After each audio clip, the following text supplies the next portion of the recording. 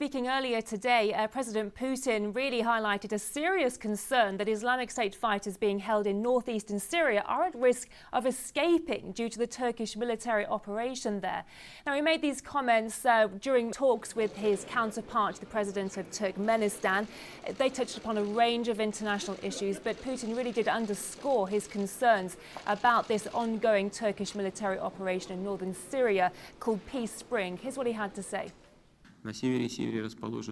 There are zones in northeast Syria where ISIL fighters are concentrated. These zones were secured by Kurdish fighters. If the Turkish army enters them and the Kurds leave these camps, the ISIL fighters may flee. I'm not sure that Turkey will be able to take control of them in time. According to our intelligence, there are hundreds and thousands of ISIL militants. Where will they go? This is a real threat to all of us. But along with those serious concerns, Putin also said, he's really worried that the Turkish military won't be able to bring the situation under control rapidly enough. He also said that Russia will not be getting involved in the situation whatsoever. He also said he has grave concerns about the scenario, not just for the region, but also as a risk to the rest of the world also.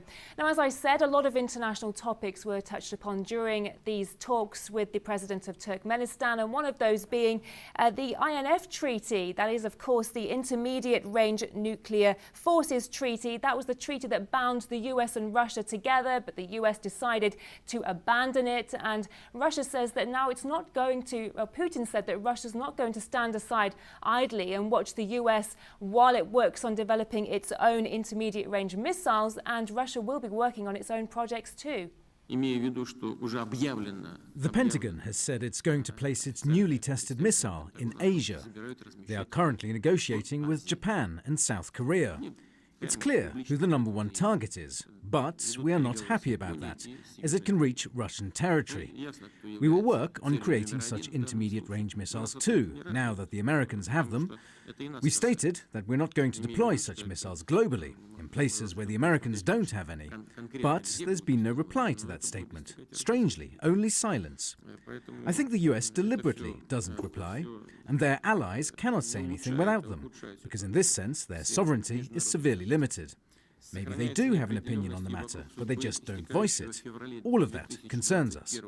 Yeah, staying with the US, Putin also shared his thoughts on NATO drills. Of course, the US recently announced the largest military drills in Europe, and they're being held right on the border with Russia.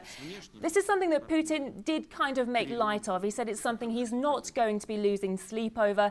And he also kind of hinted that Russia had been a lot more considerate in holding its own drills because they'd been done in the center of the country so as not to bother anybody else outside of Russia. Some of that typical President Putin humor there. So those are some of the highlights from those talks today in the capital of Turkmenistan.